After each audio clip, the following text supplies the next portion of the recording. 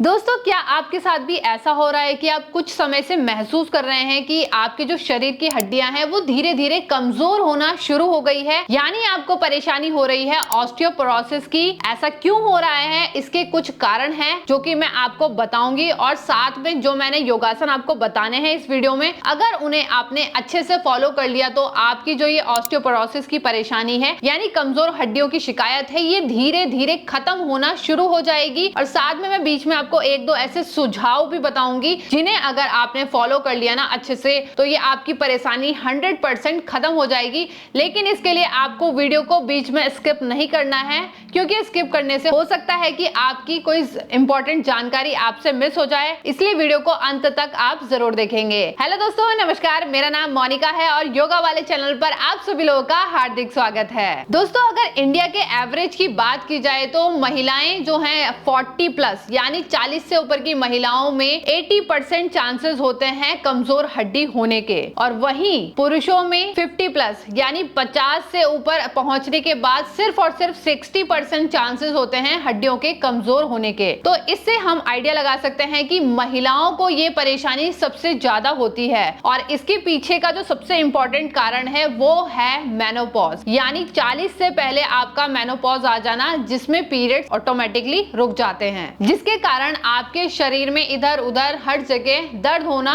शुरू हो जाता है हड्डियों में। और साथ में इसमें जो लक्षण होता है मेन, आपका जो कमर वाला हिस्सा है उसमें कुबड़ दिखाई देने लगता है, जिसकी वजह से हाइट कम हो जाती है, और साथ में छोटी मोटी चोट लगने पर इजीली फ्रैक्चर होना शुरू हो जाता है। तो मैं आपको बताती हूँ अब ऐसे कुछ कारण जो कि इसके लिए जिम्मेदार होते हैं। तो सबसे पहला कारण जो कि मैंने आपको बताया है कि 40 के आसपास या फिर 40 से पहले मेनोपॉज का आ जाना महिलाओं में, यानी पीरियड्स का समय से पहले रुक जाना। दूसरा कारण होता है मेडिसिन का ज्यादा यूज करना, जैसे आपको अगर माइग्रेन की शिकायत है या फिर मिर्गी के दौरे पड़ते हैं और बहुत लंबे समय से आप दवाइयों का सेवन कर रहे हैं, तो इससे कहीं ना कहीं आपकी हड्डियों में कमजोरी होना शुरू हो जाती है। और साथ में अगर आप कोई दूसरी मेडिकेशंस ले रहे हैं या फिर मेडिसिन आपकी चल रही हैं, इससे भी बहुत ही ज्यादा फर्क पड़ता है। तीसरा कारण होता है विटामिन डी की कमी, यानी आपके शरीर में विटामिन डी कम हो रहा है, जिसकी वजह से आपके शरीर की हड्डियां कमजोर होना शुरू हो गई है।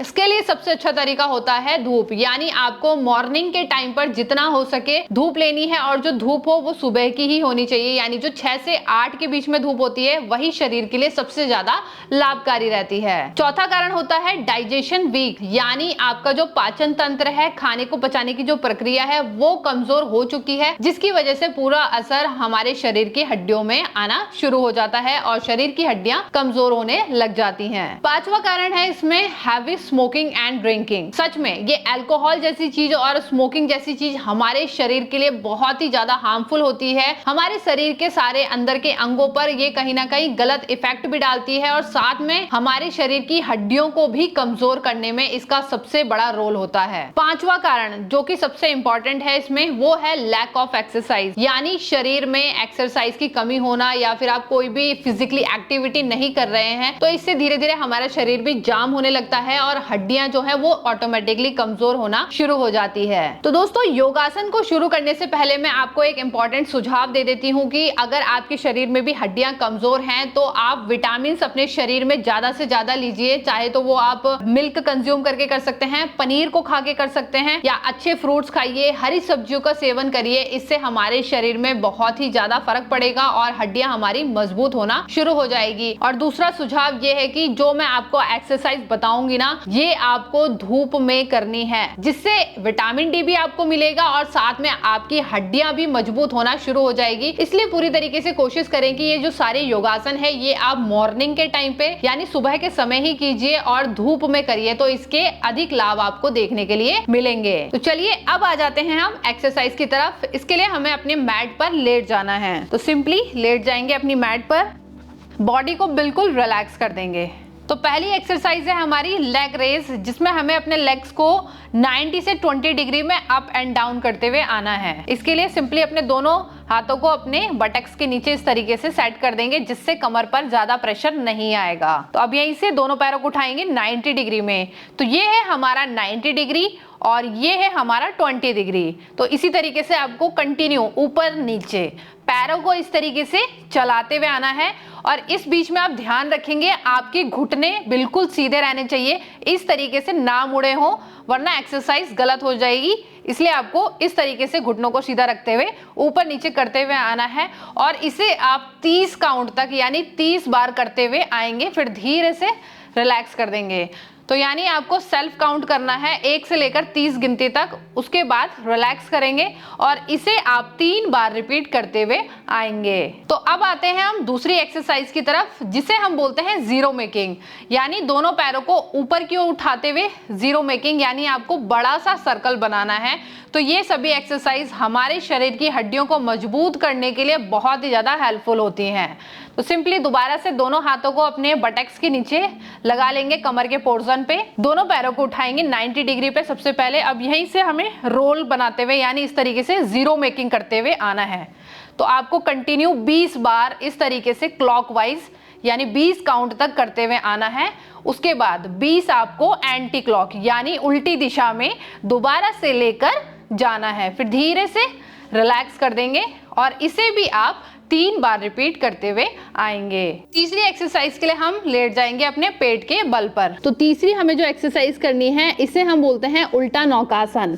इसमें हमें बॉडी के ऊपरी हिस्से को और निचले यानी नीचे वाले हिस्से को हवा में लिफ्ट करना है अपने नेवल पॉइंट के सपोर्ट में। तो सिंपली दोनों हाथों को और पैरों को ऊपर की तरफ उठा लेंगे, चाहे तो आप हाथों को सीधा भी रख सकते हैं या इस तरीके से मोड़कर भी रख सकते हैं, जैसा आपको कंफर्टेबल लगे। तो चलिए अब यहीं से देखते हैं किस तरीके से अभ्यास होगा। श्वास को भरते हुए इस तरीके से बॉडी को लिफ्ट कर लेंगे अप साइड में, पूरा प्रेशर हमारे बैक से लेकर फ्रंट से लेकर बॉडी के हर एक पार्ट में जाएगा। और कमर दर्द में भी ये बहुत ही ज़्यादा लाभकारी योगासन है। तो यहीं पर आपको 20 सेकेंड तक होल्ड करते हुए आना है, उसके बाद धीरे से रिलैक्स करते हुए डाउन चले जाएंगे। इसे भी आप 3 बार रिपीट करते हुए आएंगे। अब आते हैं हम चौथे योगासन की तरफ, जिसे हम बोलते हैं भुजंग आसन का अभ्यास यानी कोबरा पोज। इसके लिए हमें अपने दोनों हाथों को अपने चेस्ट के पास में लेके आना है और सिंपली दोनों पैरों को पीछे से मिलाते हुए अब यहीं से श्वास को भरते हुए ऊपरी हिस्से को ऊपर की तरफ लेके जाएंगे, चेस्ट को उठाते हुए इस तरीके से अपने दोनों कोहनी को सीधा रखने की कोशिश करना है, ऊपर की तरफ देखते हुए यहीं पे स्ट्रेच करके रखेंगे और 20 सेकंड तक होल्ड करेंगे। बहुत ही अच्छा अभ्यास है, हमारे शरीर में एक स्ट्रेच फील करता है और साथ में हमारी हड्डियों को मजबूत करने में सबसे बड़ा योगदान इस आसन का भी है। फिर धीरे से श्वास को छोड़ते हुए रिलैक्स चले जाएंगे। अब आएंगे हम 5वें और अपने अंतिम योगासन की तरफ, जिसे हम बोलते हैं पूर्ण भुजंग आसन का अभ्यास। अभी तो हमने भुजंग आसन किया था, अब हम करेंगे पूर्ण भुजंग का अभ्यास। इसके लिए सिंपली दोबारा से दोनों हाथ को चेस्ट के पास रखते हुए ऊपर की तरफ उठेंगे इस तरीके से और पीछे से दोनों पैरों को मोड़ते हुए इस तरीके से लेके आना है। आपको जितना हो सके अपने हेड को अपने दोनों टोस के पास लेकर जाएं और इसी में होल्ड करके रखे हैं 20 सेकेंड तक। शरीर में बहुत ही अच्छा खिंचाव आपको महसूस होगा। 20 सेकंड तक बने रहेंगे और इसका अभ्यास भी आप 3 बार रिपीट करते हुए आएंगे। तो दोस्तों ये थे हमारे 5 ऐसे योगासन जो कि बहुत ही ज्यादा हेल्पफुल है हमारी हड्डियों को मजबूत करने के लिए।